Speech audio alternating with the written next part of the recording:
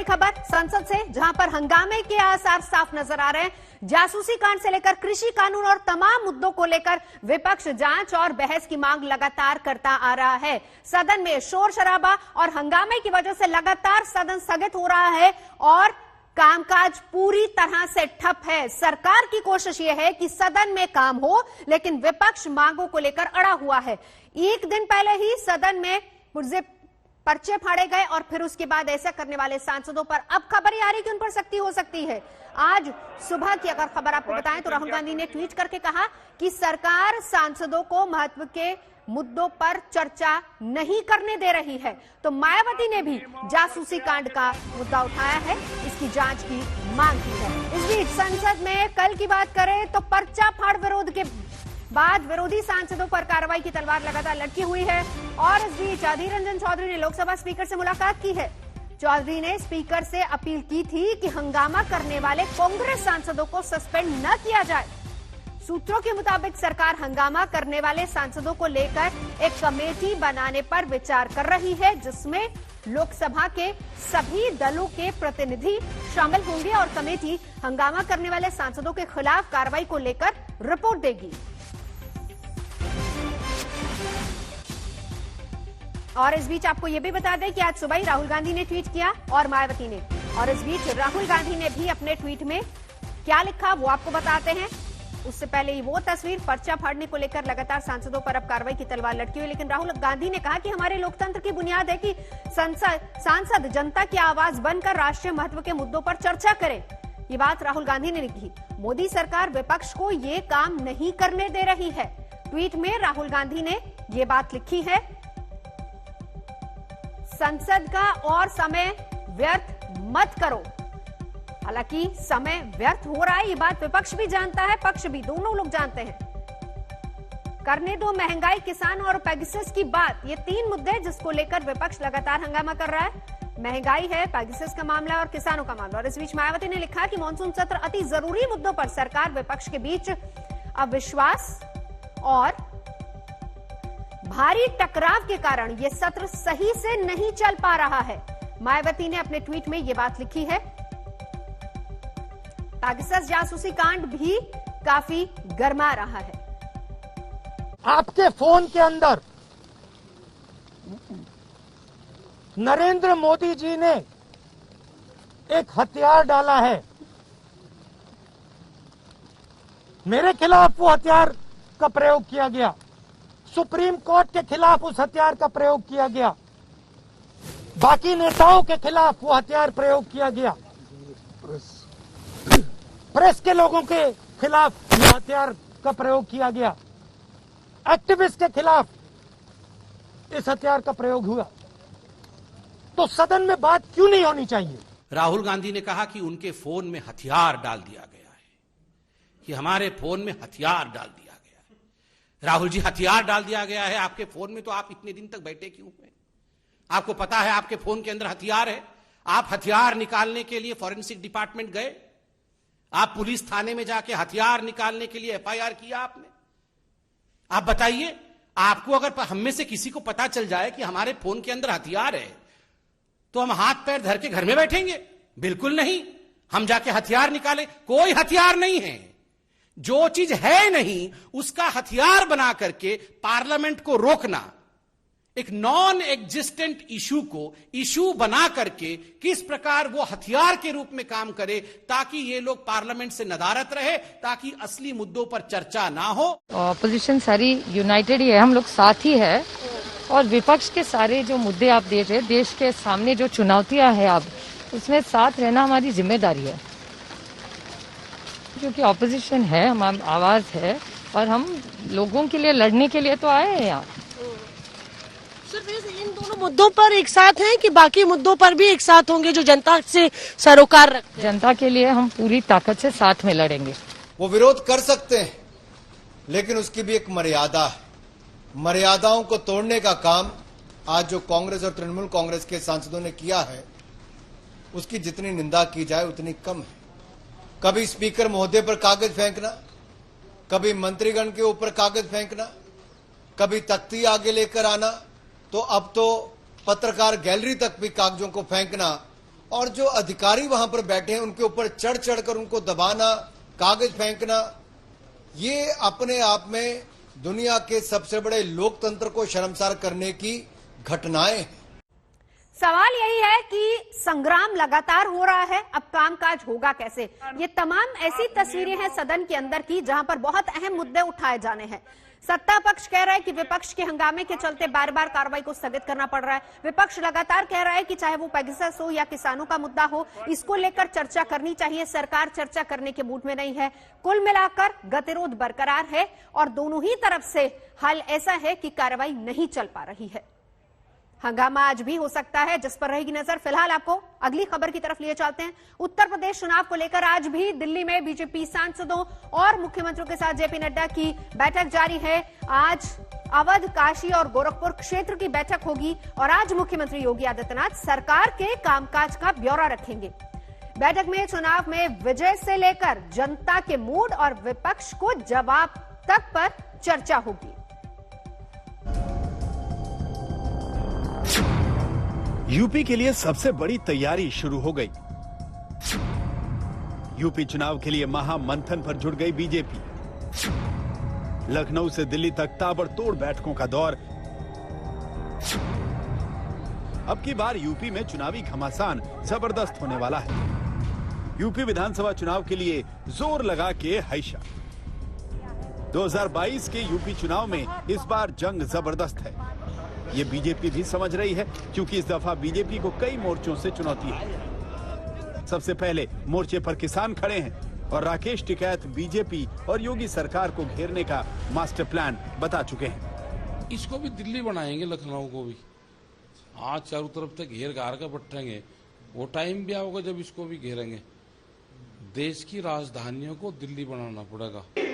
दूसरे मोर्चे पर विपक्ष खड़ा है, क्योंकि अखिलेश यादव, शरद पवार की पार्टी एनसीपी और राष्ट्रीय लोक दल से गठबंधन करीब करीब पक्का हो चुका है। तीसरे मोर्चे पर कांग्रेस को यूपी में मजबूत करने के लिए प्रियंका गांधी भी खास रणनीति बना रही हैं। इतना ही नहीं, एक मोर्चे पर छोटे दल भी हैं, जिसमें ओवैसी की party AIMIM, Suhel Dev Bharatiya Samaj party के अध्यक्ष ओपी राजभर से गठबंधन का ऐलान कर चुके हैं। ओवैसी इसे A to Z गठबंधन का नाम दे रहे हैं। अब यूपी की 403 विधानसभा सीटों के लिए बीजेपी को खास रणनीति बनानी पड़ रही है और इसीलिए योगी आदित्यनाथ के साथ साथ यूपी के बीजेपी सांसदों की भी 2 दिन की मीटिंग फिक्स हुई। मीटिंग के पहले दिन पश्चिमी यूपी और कानपुर क्षेत्र के सांसदों को बुलाया गया। इस मीटिंग में लोकसभा और राज्यसभा दोनों ही सदनों के एमपी शामिल हुए, जबकि गुरुवार यानी 29 जुलाई को काशी, अवध और गोरखपुर क्षेत्र के सांसदों की बैठक बुलाई गई।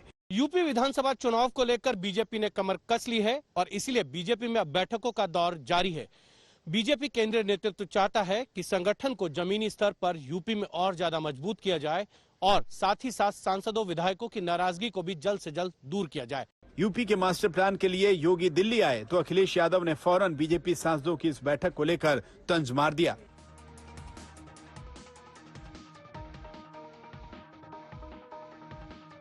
बीजेपी आज अपने उत्तर प्रदेश के सांसदों से यूपी की दुर्दशा और दुर्गति का हाल दिल्ली बुलाकर पूछ रही है। इससे पता चलता है कि दिल्ली और लखनऊ में कितनी दूरी है। बीजेपी चाहे कितनी भी बैठकें कर ले, पर अब जनता इन्हें उठाकर और हटाकर ही दम लेगी। आकलन बाद में और तारीफ पहले। वाह रे वाह। हम आपको बता दें कि इस वक्त संसद का मानसून सत्र चल रहा है। सांसदों की सुविधा के लिए दिल्ली में ही बैठक बुला ली गई है। एक एक कर सभी सांसद अपनी राय रख रहे हैं। यूपी चुनाव में क्या करना चाहिए, सब अपने अपने इलाकों की रिपोर्ट कार्ड पेश कर रहे हैं। ये भी बताया जा रहा है कि यूपी में आखिर पब्लिक का मूड क्या है। आपको याद दिला दें कि प्रधानमंत्री मोदी पहले ही वाराणसी दौरे पर योगी सरकार की मन भरकर तारीफ कर चुके हैं। योगी जी की सरकार द्वारा इंफ्रास्ट्रक्चर पर फोकस। इसके अलावा मोदी कैबिनेट में फेरबदल के दौरान भी यूपी का इफेक्ट दिखा। मोदी कैबिनेट में यूपी से 7 नए चेहरों को जगह दी गई। स्वागत करेंगे। बीजेपी योगी के साथ मिलकर 2022 के यूपी चुनाव की फील्डिंग सेट कर रही है। वो जानती है कि 14 सालों के वनवास के बाद 2017 में यूपी की सत्ता में बीजेपी की वापसी हुई थी। तब अखिलेश सरकार के खिलाफ लोगों ने बीजेपी की झोली भर दी थी। लखनऊ से कुमार अभिषेक के साथ हिमांशु मिश्रा, दिल्ली आज तक। सत्ता बचाने और सत्ता हासिल करने के लिए सारी कवायद चल रही है। इस भागदौड़ में क्या वाकई जनता के सबसे बड़े मुद्दे यानी कि बेरोजगारी की बात होती है, जहां नौकरी के लिए चुनकर भी बेरोजगार बना दिया जा रहा हो? हमारी ये रिपोर्ट देखिए। मामा जी प्लीज प्लीज हम लोगों को नियुक्ति दे दीजिए। इस इंतजारों पे तो हम लोग कब तक सहेंगे मामा जी, प्लीज प्लीज मामा जी। मैं भी पिछले 3 साल से इंतजार कर रही हूँ ज्वाइनिंग का, लेकिन ज्वाइनिंग नहीं हो रही है। आंसू रुकने का नाम नहीं लेते।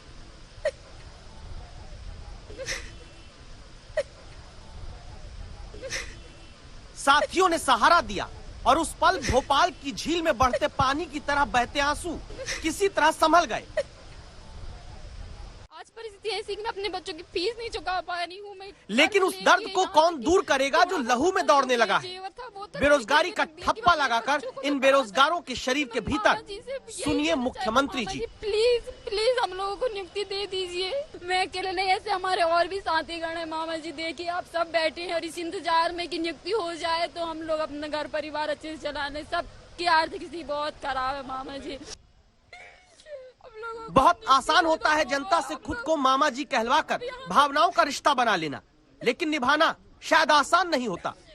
आज तक संवाददाता रवीश पाल सिंह के सामने मुख्यमंत्री मामा जी को संबोधित करते हुए हाथ जोड़कर अपनी नियुक्ति का इंतजार खत्म करने की गुहार लगाती जबलपुर की आराधना झरिया के आंसू आंखों से झरझर भोपाल में क्यों बहने लगे? कभी किसी बेरोजगार से पूछिएगा आपका घर कैसे चलता है, वही नहीं आप भी रो पड़ेंगे। प्लीज प्लीज घर की स्थिति तो इतनी खराब हो चुकी है कि अब घर को चलाना ही बहुत मुश्किल हो गया है सर। अब आपको क्या बताऊं सर, मेरे घर में मेरे पति है, मेरे 2 बच्चे हैं, मेरी सास है। अब मुझे इन लोगों को पालना, मतलब मेरे पति का काम धंधा भी ये कोरोना की वजह से सब बंद हो चुका है। आज परिस्थिति ऐसी कि मैं अपने बच्चों की फीस नहीं चुका पा रही हूँ। मैं कर्ज लेके यहाँ तक कि थोड़ा बहुत अपना जो जेवर था वो तक मैंने गिरवी रख दिया कि मैं अपने बच्चों को तो पढ़ा सकूं। लेकिन मैं मामा जी से यही कहना चाहती हूँ, मामा जी प्लीज प्लीज हम लोगों को नियुक्ति दे दीजिए। इस इंतजारों पे तो हम लोग कब तक सहेंगे मामा जी, प्लीज प्लीज मामा जी। हम लोगों को हम नियुक्ति दे दो मामा। हम लोग अब यहाँ पे मामा जी प्लीज हम लोगों को इंतजार रूपी दुख से छुटकारा दीजिए मामा जी। प्लीज 15 अगस्त तक हम लोग अपने स्कूल में जाएं। हम लोग भी चाहते हैं कि बच्चों को पढ़ाएं, अपने बच्चों को अच्छी शिक्षा दें। फिर मामा जी प्लीज हम लोग को इंतजार ना कराएं। आराधना अकेली नहीं है। मुंह पर अपनी बेरोजगारी के छापे वाला मास्क लगाए बैठे ये लोग, जिस पर लिखा है मामा नियुक्ति दे दो। दावा है कि मध्य प्रदेश में ऐसे 30,000 बेरोजगार हैं जिनका चयन हो चुका है, लेकिन नियुक्ति पत्र अभी नहीं मिला। मध्य प्रदेश के चयनित शिक्षकों का इंतजार अपनी ज्वाइनिंग को लेकर के लगातार लंबा होता जा रहा है। जनवरी के बाद से लेकर अब तक कई ऐसे मौके आए हैं जब ये चयनित शिक्षक बार बार राजधानी भोपाल पहुंचते हैं। एक बार फिर से तेज बरसात के बीच तमाम चयनित शिक्षक अपनी मांगों को लेकर राजधानी भोपाल पहुंचे हुए हैं और आप तस्वीरें देख सकते हैं इस समय जहां पे जोरदार बारिश हो रही है। और क्योंकि और कोई जगह नहीं मिली तो नीलम पार्क में इस एक जो स्ट्रक्चर बना हुआ है इसके नीचे फिलहाल ये तमाम चयनित शिक्षक जो हैं वो बैठे हुए हैं। अलग अलग जिलों से किराया खर्च करके भोपाल में आकर नियुक्ति दो, इंतजार से मुक्ति दो कहने वाले ये कौन है? अगर अपने बच्चों को सरकारी नौकरी का सपना दिखाते हैं तो इनके इंतजार के बारे में सुन लीजिए। वर्षों बाद 2018 में जाकर मध्य प्रदेश में शिक्षक भर्ती निकली थी। 2019 में जाकर इम्तिहान हुआ, नतीजा अगस्त 2019 में आया। कोरोना की 2 लहरों में नियुक्ति से पहले वेरिफिकेशन की प्रक्रिया टाल दी गई। 2021 में भी चुने हुए शिक्षकों के दस्तावेज जांच कर भी आज तक नियुक्ति पत्र नहीं दिया। तो पूछिए अब आप खुद सरकारों से, विकलांग को दिव्यांग कह देंगे, लेकिन जो सिस्टम पंगु बना देता है नौकरी के नाम पर, उस सोच का इलाज कहां से होगा? ये जो सहारा लेकर आ रहे हैं देवास के 37 साल के जितेंद्र साधव हैं। भोपाल घूमने नहीं आए, परीक्षा में चयन के बाद भी 2.5 साल से नौकरी का नियुक्ति पत्र न मिलने पर लाचारगी ने इन्हें यहाँ पहुँचाया है। टीचर बन जाते तो राजनीति विज्ञान बच्चों को पढ़ाते, लेकिन जब सरकार चयन करके 3 साल बाद भी नियुक्ति पत्र नहीं दे पाई तो घर चलाने के लिए शादी ब्याह मुंडन पार्टी में गाना गाने लगे। जिन्हें पढ़ाने से घर चलाना चाहिए, उनका घर गाने से भी नहीं चल पाया। तो मैं नामात्र कमाता हूँ सर, कई प्रोग्राम वगैरह आ जाता है तो उसमें से 2-4 हजार रुपए मुश्किल से होता है, वो भी मुश्किल से किसी महीने में तो 1-2 हजार रुपए के प्रोग्राम हो पाते हैं। अगर मेरी ज्वाइनिंग हो जाएगी तो मेरे बूढ़े माँ बाप को क्या मैं अकेला सहारा हूँ, विकलांग भी हूँ, दिव्यांग भी हूँ, तो उन्होंने मेरे ख्वाब देखे हैं, आए दिन परेशान होते रहते हैं कि तेरी कब ज्वाइनिंग होगी, कब ज्वाइनिंग होगी। आज 37 साल का हो चुका हूँ।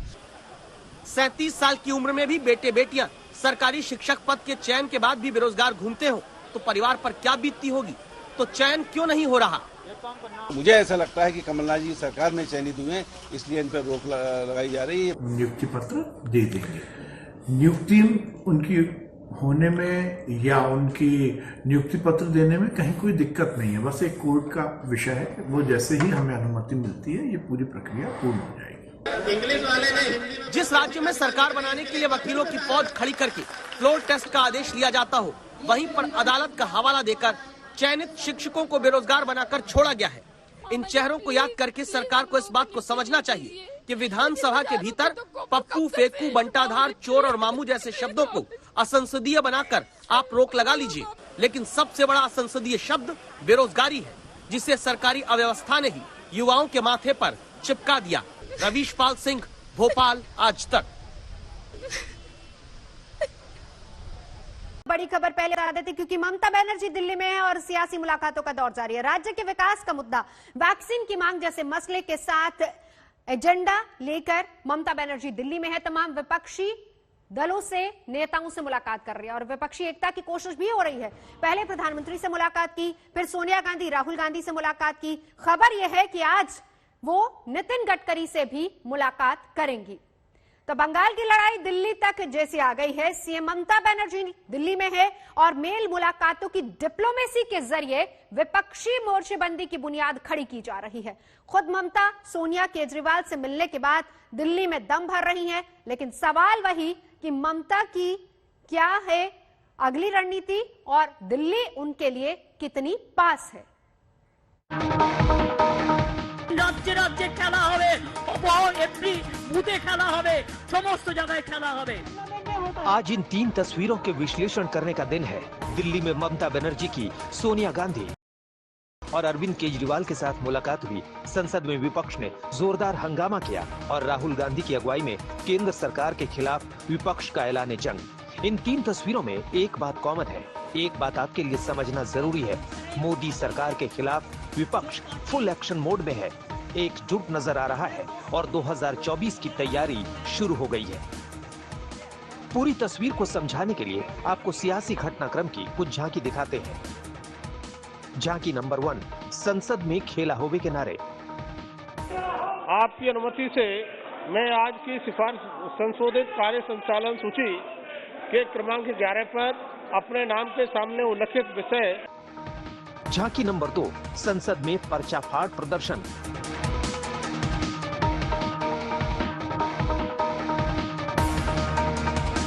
विपक्ष क्या चाहती है?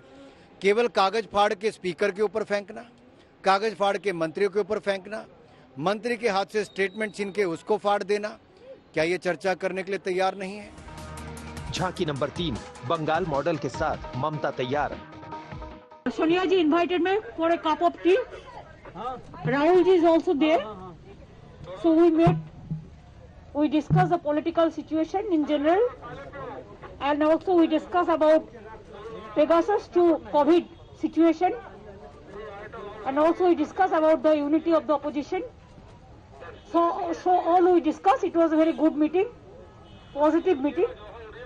I think the positive result must come out in the next future. झांकी नंबर 4, सरकार और विपक्ष में आर पार। ये जो हथियार है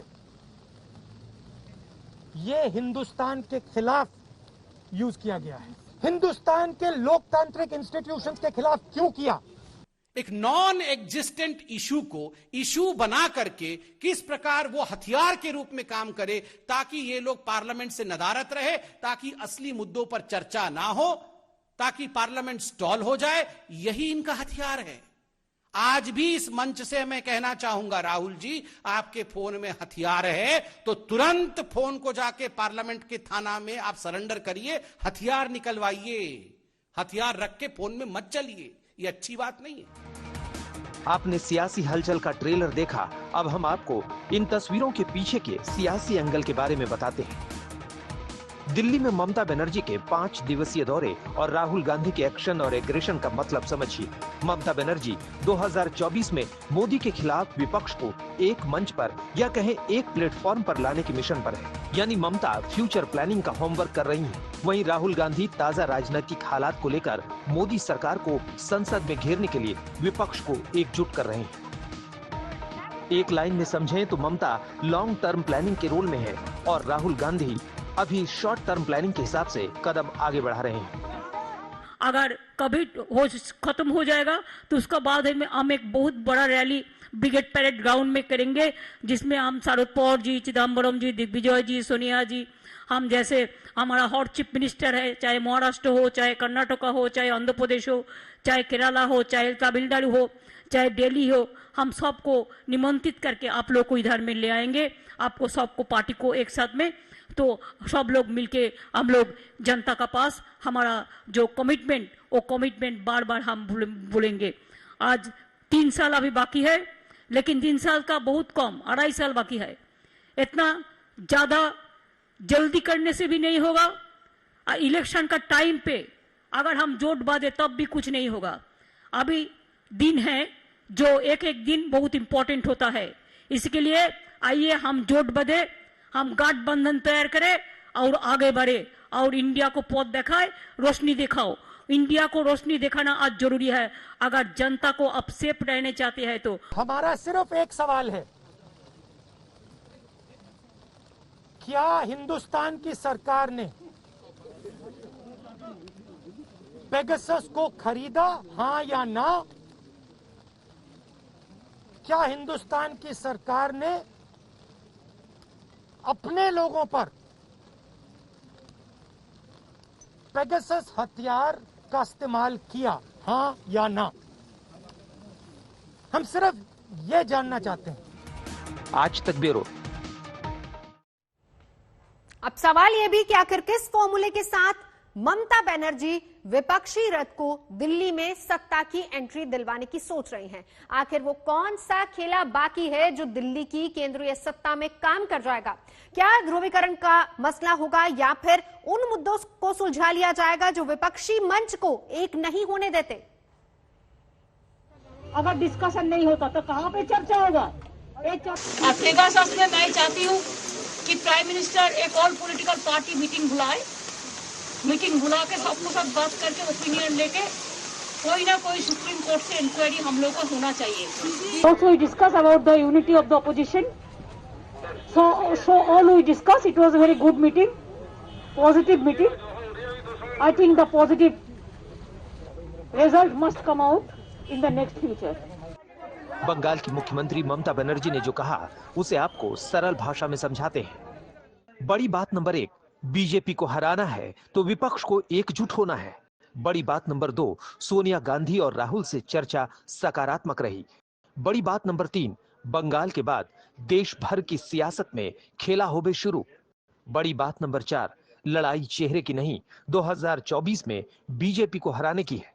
बड़ी बात नंबर 5, राज्य और राष्ट्र की राजनीति को अलग अलग देखें। बंगाल की सियासी जीत के बाद विपक्षी नेताओं में ममता का कद और बढ़ गया है। ऐसे में सोनिया गांधी से उनकी मुलाकात में राहुल की मौजूदगी दूरदर्शी मानी जा रही है। एक कोशिश है राहुल से समन्वय और संवाद बनाने की, क्योंकि वो जानती हैं कि विपक्ष के लिए कांग्रेस जरूरी है और राहुल के बगैर कांग्रेस अधूरी है। ममता बनर्जी के सियासी एक्शन को बारीकी से देखें तो चेहरे के चुनाव पर भले ही चुप्पी हो, लेकिन इसमें कोई शक नहीं कि वो विपक्ष को एकजुट करने की नई धुरी के रोल में नजर आ रही हैं। इसे आप ममता की सियासी दाव से समझ सकते हैं। ममता बनर्जी की सोनिया राहुल से मीटिंग, देश में सबसे बड़ी विपक्ष की पार्टी ममता बनर्जी की अरविंद केजरीवाल से मुलाकात। केजरीवाल उत्तर भारत में सियासत का बड़ा चेहरा। ममता की लाइन एकदम क्लियर है, जब तक विपक्ष एक साथ बीजेपी के खिलाफ राष्ट्रीय गठबंधन नहीं बनाएगा, बीजेपी को रोकना मुश्किल है। ममता के इस प्लान में कुछ चुनौतियां हैं और उन्हीं चुनौतियों को ममता दूर करने के लिए सभी विपक्षी पार्टियों के साथ मंथन कर रही हैं। चुनौती नंबर 1, पंजाब दिल्ली में कांग्रेस और आप सियासी दुश्मन हैं, दोनों पार्टियों को राष्ट्रीय स्तर पर एक साथ लाना। चुनौती नंबर 2, बंगाल में लेफ्ट और कांग्रेस की विरोधी पार्टी है टीएमसी, बीजेपी को हराने के लिए तीनों पार्टियों को एकजुट करना। चुनौती नंबर 3, बीजेडी, वाईएसआर कांग्रेस और एआईएडीएमके विपक्ष के साथ नहीं, क्षेत्रीय क्षत्रपों को मोदी विरोधी गुट में शामिल करना। चुनौती नंबर 4, 2024 में ऑल बना मोदी, सभी पार्टियों को राष्ट्रीय स्तर पर देश में एक करना। तो ये तमाम ऐसी चुनौतियां हैं जो ममता के सामने। लेकिन 2024 के लिए क्या बीजेपी के खिलाफ कमान वाया कोलकाता तय होगी? ममता बनर्जी क्या इसी एजेंडे के साथ दिल्ली के दौरे पर हैं? वो भी जानती हैं कि जब तक विपक्षी कील कांटे दुरुस्त नहीं होंगे तब तक मोदी से टक्कर लेना भी मुश्किल होगा। लेकिन सवाल यही है कि अपने अपने सियासी हितों में कैद विपक्षी दल क्या एक साथ आएंगे? दिल्ली में पश्चिम बंगाल की मुख्यमंत्री ममता बनर्जी का लंबा चौड़ा दौरा है।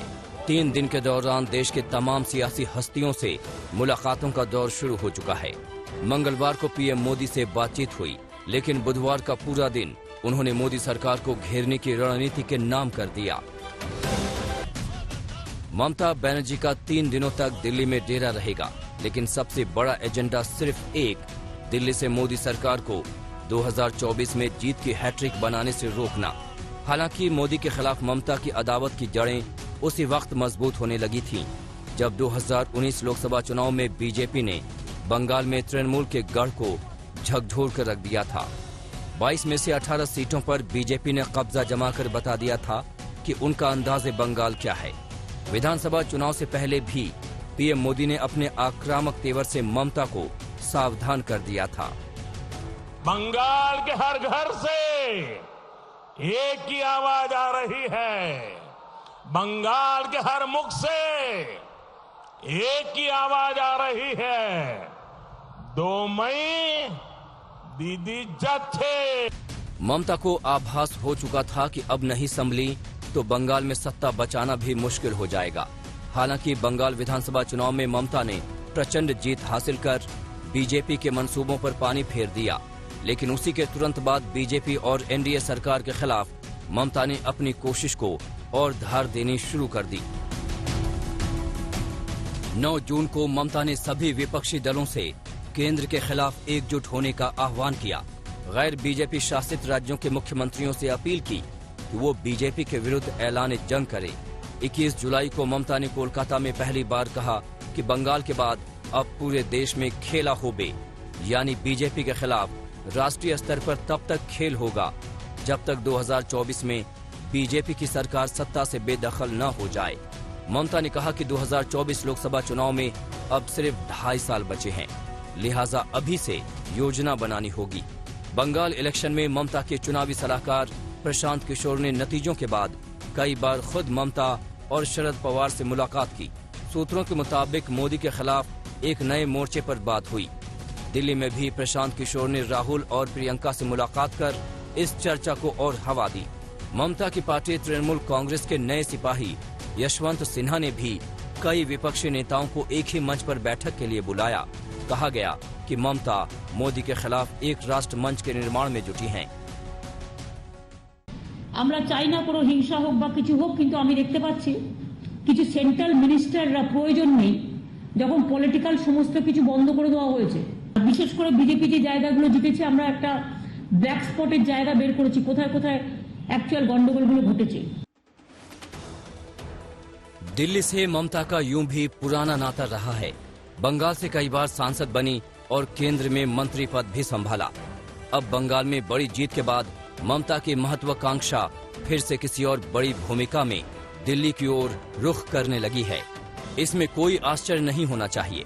ममता ये भी जानती हैं कि 2021 का बंगाल चुनाव तो जीत लिया, लेकिन अगर 2024 में केंद्र में मोदी को नहीं रोका तो 2026 विधानसभा चुनाव में जीतना बेहद मुश्किल होगा। आज तक ब्यूरो।